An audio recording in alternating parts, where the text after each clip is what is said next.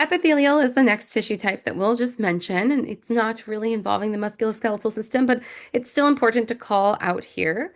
We have simple squamous epithelium, which are flattened cells that have a small, tiny amount of cytoplasm. Their job is absorption, secretion, and filtration, and they're likely to appear when rapid diffusion is priority, like in the kidney or the lungs. Endothelium is an example, the lining of our lymphatic vessels or blood vessels or heart. Mesothelium is another. It's the serous membranes in our ventral body cavity.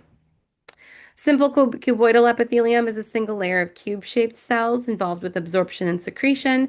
We find this in the walls of our small ducts of glands as well as our kidney tubules. Simple columnar epithelium is a single layer of tall, closely packed cells, sometimes having microvilli or cilia, and some even have mucus-secreting goblet cells involved. This is primarily used for absorption or secretion of substances, and we find these in the digestive tract, the gallbladder, some of our glands, and our bronchi and uterine tubes. Pseudostratified columnar epithelium has a variation in cell height, but all cells are in contact with the basement membrane. It looks like it's multiple layers, hence the pseudo-stratified, but it is just a single layer of ciliated cells, involving in secretion and movement of mucus via ciliary sweeping.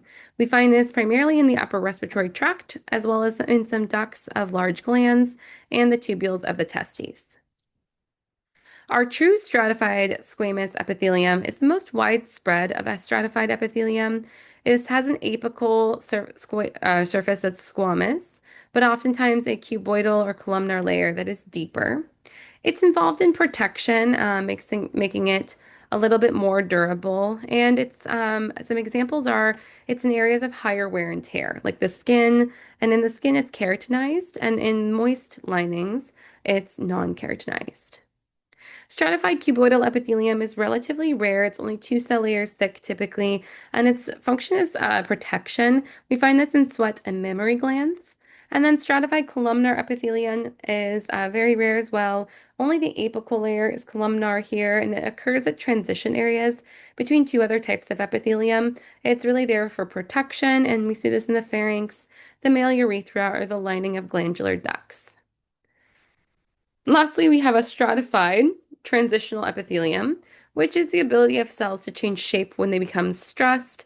The basal layers are cuboidal or columnar often, and this is really protection that's durable and to allow for increased space capacity when there's, for instance, urine in. We see this in the lining of hollow organs, specifically in the genitourinary tract, like our bladder, our ureters, and our urethra. One last histologic structure that we've already seen that's involved in the epithelial tissue is our unicellular exocrine gland, our goblet cell, which produces mucin. This is a sugar protein that dissolves water to form mucus, and mucus is just a slimy, protective, lubricating coat. We find this in a lot of our epithelial linings, specifically of our intestinal tract and our respiratory tract.